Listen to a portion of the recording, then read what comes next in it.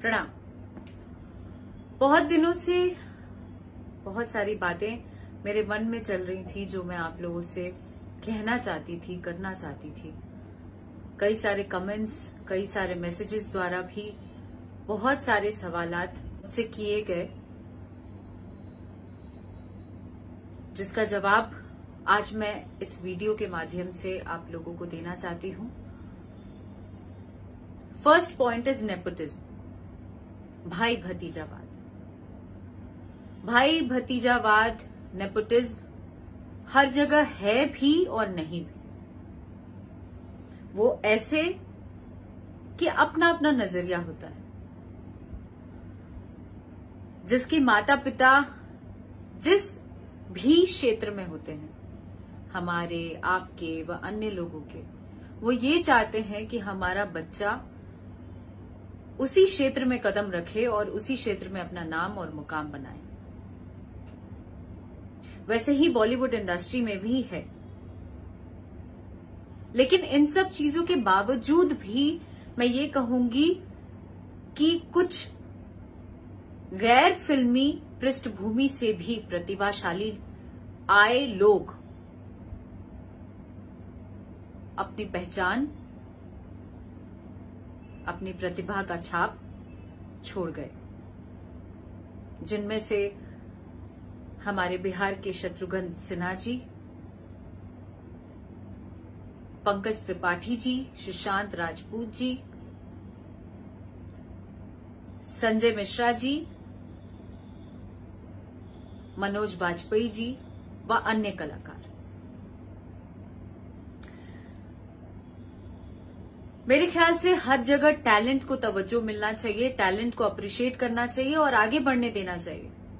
और जितने भी स्टार किड्स हैं, जिस तरीके का मौका या जिस तरीके का प्लेटफॉर्म उन लोगों को दिया जाता है, बहुत ही इजीली मेरे ख्याल से हम सभी कलाकारों को, जितने भी एक्टर्स जाते हैं, जो एक्टर बनने की ख्वाहिश लेके जाते हैं इंडस्ट्री में, जो टैलेंटेड हैं, मेरे ख्याल से उन लोगों को भी अप्रिसिएशन मिलना चाहिए।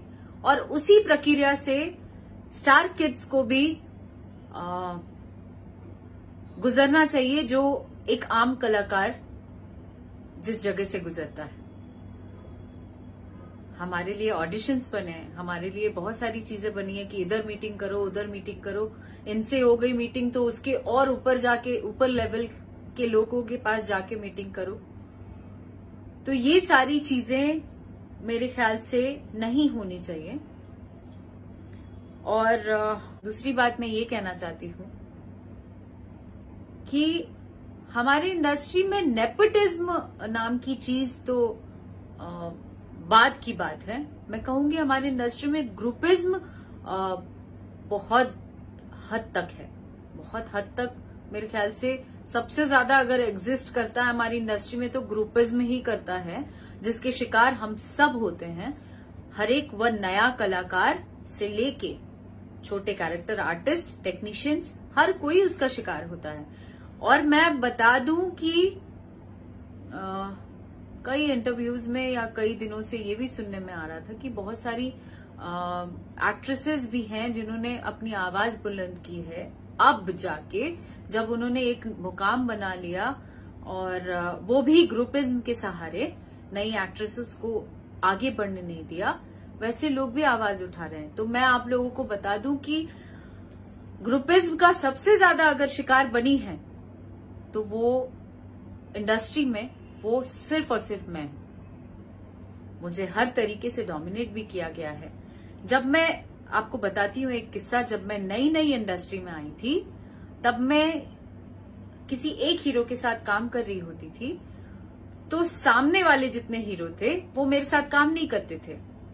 वो इसलिए काम नहीं करते थे कि अरे यार ये तो उसके साथ काम कर रही है, इसके साथ काम नहीं मिलेगा इसको, नहीं नहीं नहीं नहीं इसको मत लेना। जब मैं सामने वाले के पास काम कर रही थी तो इधर वाले कहते नहीं नहीं नहीं उधर है, इधर नहीं करना। तो ऐसे में क्या होता था, मैं जूझती थी, चुपचाप झेलती थी, क्योंकि उस समय समझ में नहीं आती थी चीजें कि ये हो क्या रहा है। ऐसे ही कई सारे टेक्नीशियंस कई सारे डायरेक्टर्स, कई सारे कैरेक्टर आर्टिस्ट जिनकी रोजी रोटी ही इंडस्ट्री में काम करने से ही चलती है, उनके घर में 2 रोटी वो खा पाते हैं चैन और सुकून से, just because of our industry जो हम काम करते हैं। हम आपके जैसे बहुत पैसे वाले नहीं हैं, हीरो बन के हम बहुत ज्यादा पैसा नहीं कमा के रखे हैं हथिया के। वो जब किस्सा खत्म हुआ, उसके बाद की चीजें जो हुई वो आप लोगों से छुपी नहीं है, वो जग जाहिर है चीजें। बहुत ओपनली आके मैंने स्टैंड लिया था अपने लिए। क्यों? क्योंकि एक गुट होकर मुझे बहुत बुरी तरह प्रताड़ित किया जा रहा था। वो ये कि सबसे पहले भाई चलो राम सलाम हो गया, कोई लेना देना नहीं, काम कर रहे हैं। फिल्मों से निकाला जाने लगा, बहुत सारी फिल्मों से निकाला गया। दूसरे के साथ जो फिल्में साइन की हुई थी वो सारी फिल्मों से भी निकाला गया। अरे भाई उसके साथ काम नहीं करना। उस समय जितने हीरोइंस और जितने हीरोज थे वो सब एक तरफ हो गए थे ग्रुप बना के। क्यों? क्योंकि कहते ना चाटुकारिता, यहाँ पे एक कोई भगवान बन गया था और उसके इर्द गिर्द सब लगे हुए थे कि अरे भाई ये जो बोल रहे हैं वही सत्य है और ये तो अच्छे हैं, ये तो सच्चे हैं। क्यों? क्योंकि उनको काम करना था उनके साथ। और वैसे में मुझे याद है बहुत सारी हीरोइंस ऐसी भी थी, बहुत सारे लोग ऐसे भी थे जो मेरी मदद करना चाहते भी थे, फिर भी वो मेरी मदद नहीं कर पा रहे थे, वो कदम नहीं बढ़ा पा रहे थे। क्यों? मैं इस चीज पे मैंने बहुत मंथन किया, आत्ममंथन, तो मुझे ये पता लगा कि उनकी मजबूरी थी, क्योंकि उन्हें रोजी रोटी वहीं से चलानी थी। इस वजह से मजबूरीवश उन्होंने मेरा साथ नहीं दिया। तो भी मैं इस चीज का मैं रियलाइज करती हूँ और मुझे इस बात की कहीं से भी कोई तकलीफ नहीं लगी। उसके बाद की बात बताऊं मैं तो गाने गाने लगी। बॉम्बे में सरवाइव करने के लिए भी पैसे लगते हैं, सांस लेने के लिए भी पैसे लगते हैं। वैसे समय में एक भी फिल्में नहीं थी मेरे पास। मैं गाने गाने लगी। जितने भी चैनल्स थे हर जगह गाने जाते थे मेरे, अच्छे अमाउंट में पैसे आते थे। रातों रात गाने हिट हो रहे थे। तो भाई कोई तो रास्ता चाहिए था गाना रोकने का। बहुत सारे, तभी मैं तकलीफ में थी, मैंने किसी तरीके से जो भी मेरे पास पैसे थे उससे मैंने गाने बनाए कि गाने बेच के जो पैसे आएंगे उससे मेरा भरण पोषण होगा। जब गाने बना के कंपनीज में दिलाने लगे, एट अ टाइम यही सावन के गाने मैंने बनाए और उस समय वीडियोस वगैरह करके मैंने कॉल किया और एक दिन पहले बोला गया कि भाई फटाफट गाना भेजिए, रिलीज करना है। जब मैंने गाना बना के दिया, मेल किया और मैंने कॉल किया, तो जस्ट एक दिन पहले, रिलीज के एक दिन पहले रात की बात है, मुझे पहले तो कॉल नहीं रिसीव हुआ। एटलीस्ट 10 से 12 कॉल किया गया, कॉल नहीं रिसीव हुआ। 13वें कॉल पे रिसीव करके मुझे क्या कहा गया कंपनी मालिक द्वारा कि मैं बहुत बुरी तरह फंसा हुआ हूं, प्लीज किसी को मत बताइएगा, मैं बहुत बुरी तरह प्रेशर में हूं। वो ये कि किसी ने मुझे दबाव डाला है, किसी ने मेरे ऊपर दबाव बनाया है कि भाई अक्षरा सिंह का गाना रिलीज नहीं होने देना। क्यों? अगर रिलीज हुआ तो मैं तुम्हारी फिल्म नहीं करूंगा, अगर रिलीज हुआ तो मैं तुम्हारे कंपनी में गाना नहीं दूंगा, मैं प्रेशर बनाऊंगा, व्हाटएवर। मैंने ये सुना और मेरे होश उड़ गए। वो सिचुएशन आप लोग जाके उस जगह पे जरूर इमेजिन करना कि वो टाइम पे जब आप बहुत मेहनत मुशक्कत करके कोई काम करते हो और उसमें कोई सामने वाला इस तरीके की बातें करे तो क्या लगता है, क्या बीतती है उस घड़ी में। मैं शॉक्ड हो गई, मैं शांत हो गई, चुपचाप साइड हटी। वैसे करके मैंने सोचा कि चलो ये कंपनी नहीं, दूसरे कंपनी में बात करें। धीरे धीरे करके सारे कंपनीज वालों ने ऐसा ही कहना शुरू कर दिया और एक टाइम ऐसा आ गया कि मैं एक्चुअली सुसाइडल वो कहते हैं ना कंडीशन में पहुंच गई। क्या करूं, कैसे जीऊंगी, क्या करूंगी, कैसे काम करूंगी, ये सारे सिचुएशंस में ये लोग पहुंचा दिए ग्रुपिज्म बना के। और उस समय कोई एक बंदा नहीं आया ये पूछने कि तुम खा पा रही हो, तुम जी पा रही हो, तुम मरोगी, जिंदा रहोगी, क्या करोगी। तो वो कहते हैं ना कि जब तक आप जीवित रहते हैं तब तक आपके इर्द गिर्द कोई नहीं होता है आपका तकलीफ देखने वाला, आपको पूछने वाला, आपको सराहने वाला, आपका साथ देने वाला। और जब आप मर जाते हैं तो पूरी दुनिया कैंडल मार्च करने के लिए निकल जाती है, पूरी दुनिया आपके सपोर्ट में खड़ी हो जाती है, ट्वीट करने लगती है, पोस्ट करने लगती है। क्या ये इंसानियत है? क्या ये इंसानियत है? तब भी मैंने हार नहीं मानी। और मैं बताऊं, उस समय मेरे पेरेंट्स, मेरे माता पिता ने मेरा बेहद साथ दिया, मेरे वेल विशर्स, आप लोगों ने, जितने फैंस हैं मेरे, हर किसी ने मेरा डट कर साथ दिया और मुझे मेंटली बूस्टअप किया, जिसकी वजह से मेरे अंदर लड़ने की क्षमता आई। और मैंने सोच लिया, मैंने ठान लिया कि अब मैं स्टैंड लूंगी। अगर मैं गलत नहीं हूं, अगर मैं टैलेंटेड नहीं होती तो मैं शायद काम ही नहीं कर पाती, मैं कब का मुझे आउट कर दिया जाता। और अगर आप में टैलेंट है तो आप आवाज क्यों नहीं उठाएंगे। ईश्वर ने आपको जन्म दिया है, आपके माता पिता ने बड़े कष्ट से आपको पाला है, बहुत तकलीफ झेल के। तो क्या हम एक क्षण में उनको भूल जाएंगे? क्या हम तुरंत सुसाइड कर लेंगे? नहीं। आज भी फेस कर रही हूं, बहुत सारी चीजें फेस कर रही हूं। आज इंडस्ट्री एक तरफ है, मैं अकेली हूं, फिर भी लड़ रही हूं, आगे भी लड़ूंगी। क्यों? क्योंकि मैं एक बिहार की बेटी हूं, बिहार की लड़की हूं, हार नहीं मानूंगी। यस। सो दूसरा पॉइंट ये है कि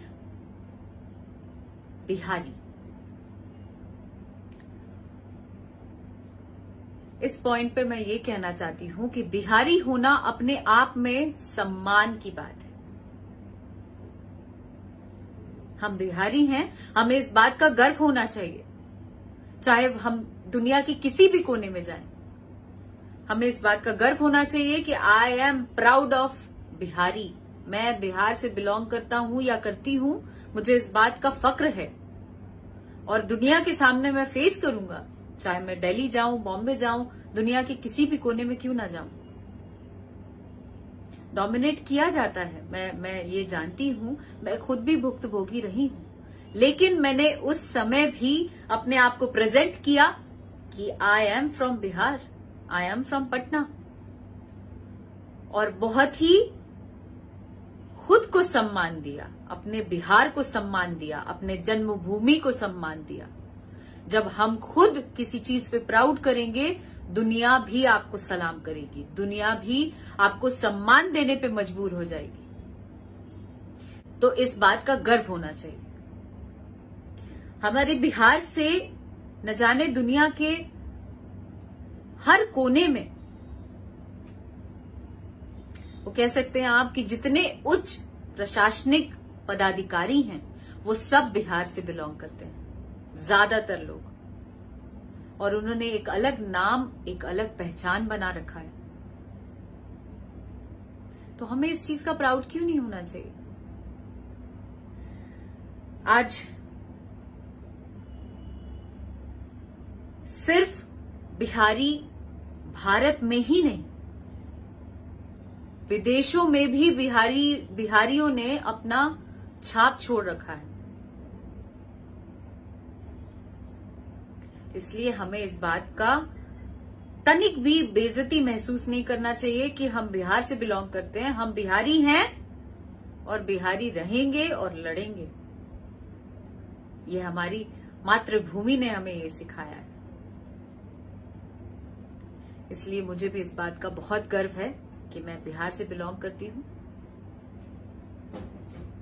मैं बहुत प्राउडली कहती हूं, आप लोग भी कहिए, जिस दिन आप सम्मान देंगे दुनिया भी सम्मान देगी। Third point is suicide. इस विषय पे ये बोलूंगी कि सिर्फ मैं ही नहीं, हमारे बिहार के जितने लोग हैं, वह पूरा भारतवर्ष, हर एक कोई परेशान है मेंटली रूप से कि सुशांत सिंह राजपूत ने सुसाइड क्यों किया। मैं भी परेशान हूं, आप भी परेशान होंगे। ये बेहद दुखद सिचुएशन है क्योंकि उन्होंने एक बिहारी होते हुए भी उन्होंने बॉलीवुड इंडस्ट्री में एक अलग पहचान, एक अलग छाप छोड़ के आए। इतना नेपोटिज्म, ग्रुपिज्म, हर चीजों के बावजूद भी, इतना डोमिनेट करने के बाद, इतनी प्रताड़नाएं, इतना मजाक उड़ाने जाने के बाद भी उन्होंने अपनी पहचान बनाई, और वो भी एक अलग रूप में, जिसको पूरी दुनिया आज सलाम कर रही है। मैं ये कहूंगी कि उनका इस तरीके से चले जाना संदेहास्पद परिस्थिति है। इसके पीछे सीबीआई जांच होनी चाहिए, और जिस तरीके से माहौल अभी क्रिएट हुआ है, जिस तरीके से हमारे अंदर खून खौल रहा है, ये शांत नहीं होना चाहिए। ये मैं जितनी भी जनता है, जितने दर्शकगण हैं, जितने भी हमारे कलाकार संघ के लोग हैं, उनसे मैं विनती करती हूं कि बॉलीवुड में कुछ दिनों पहले मी टू भी आया था, बड़े जोरों पे ये चल रहा था, हंगामा चल रहा था, भाई ऐसा हो जाएगा, वैसा हो जाएगा, इसको रोक लगाएंगे, लेकिन वो भी धीरे धीरे करके शांत हो गया। पर ये किसी के जीवन का सवाल है। मैं आप सभी लोगों से निवेदन करती हूं कि आप जितने, हम कलाकार तो अपने स्तर से जितना भी बन पड़ रहा है, हर कोई आवाज उठा रहा है, लेकिन जनता ही है, हमारी ऑडियंस ही है कि किसी को बनाती है और बिगाड़ भी देती है। यहां पे रखती है तो गिराने में भी समय नहीं लगता। इसलिए मैं आप लोगों से विनती करती हूं कि इस बात पे प्लीज डटे रहिएगा, और जब तक न्याय नहीं मिल जाता है उनके परिवार वालों को, तब तक शांत मत होइएगा, क्योंकि ये न सिर्फ उनका सवाल है, ये अन्य कलाकारों, अन्य जीव, अन्य लोगों का भी सवाल उठता है। मुझे इस बात की बेहद तकलीफ है कि उनको जितना उन्होंने नाम पहचान बना लिया, उसके बाद इस तरीके का कदम नहीं उठाना चाहिए था।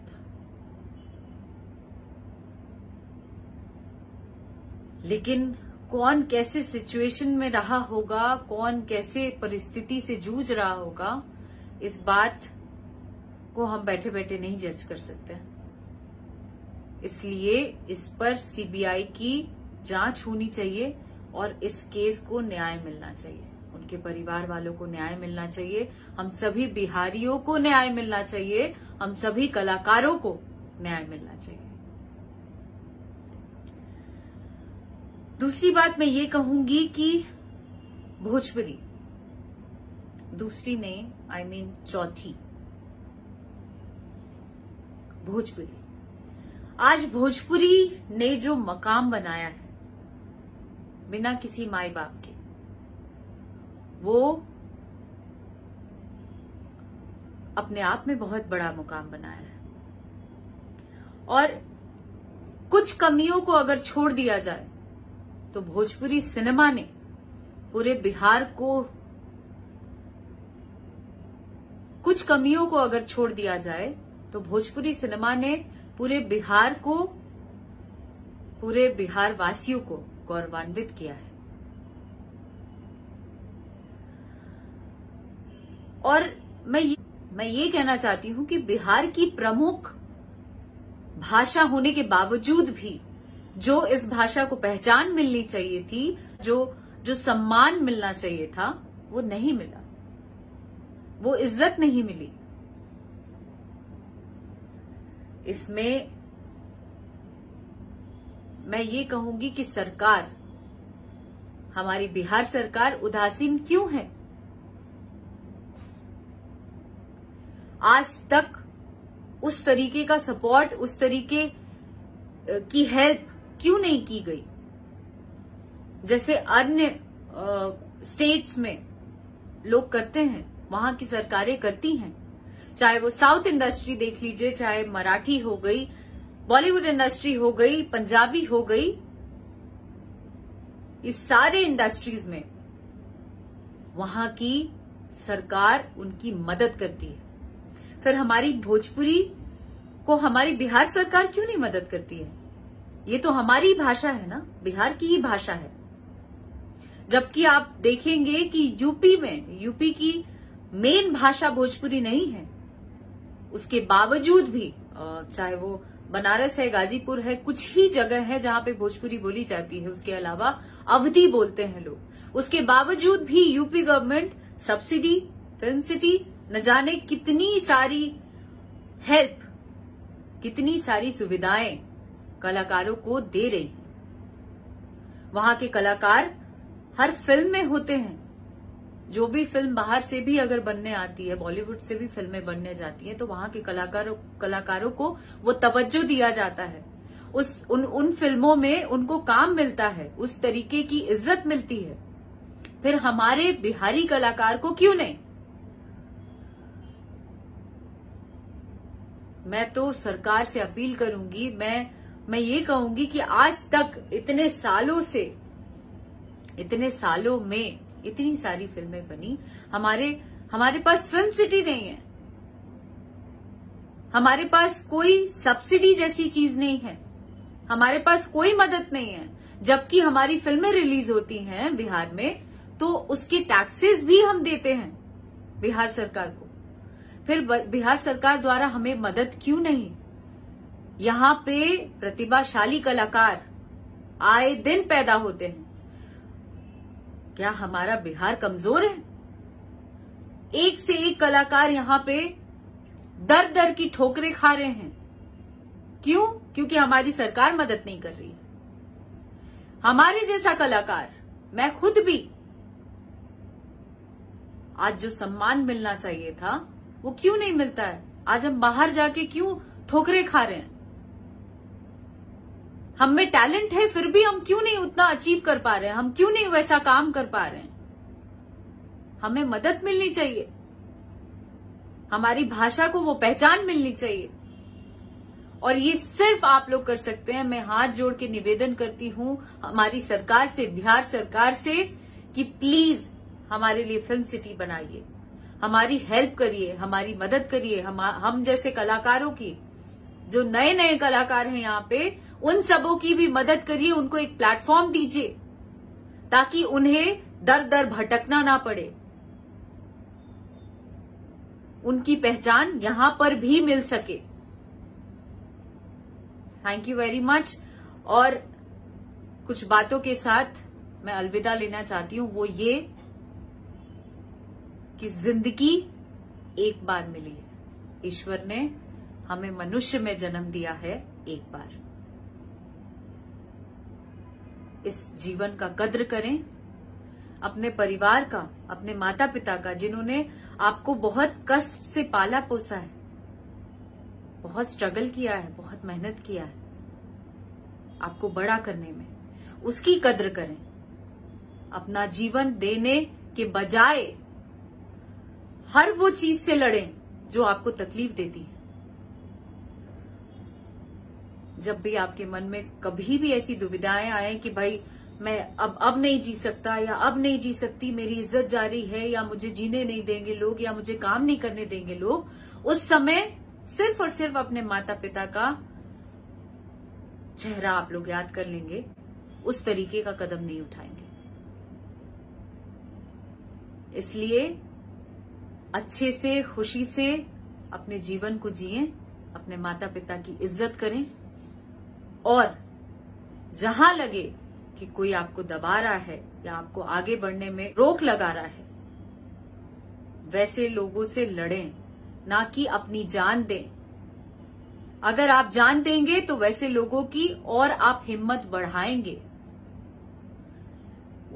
या तो उन चीजों का केयर ना करें, या तो उन चीजों से लड़ें डट कर सामना करें उन चीजों का। और आजकल तो मीडिया चाहे सोशल प्लेटफॉर्म इतना स्ट्रांगली आपके साथ है कि आप ओपन अप होके अपनी बातें रख सकते हैं। खुल के स्टैंड लीजिए अपने लिए। हर कोई, चाहे वो लड़का हो चाहे लड़की हो, अपनी इज्जत के लिए, अपने वजूद के लिए, अपने जगह के लिए खुद लड़े और अपनी जगह बनाए। जान मत दें, हाथ जोड़ के विनती करती हूं। Thank you so much. I love you all.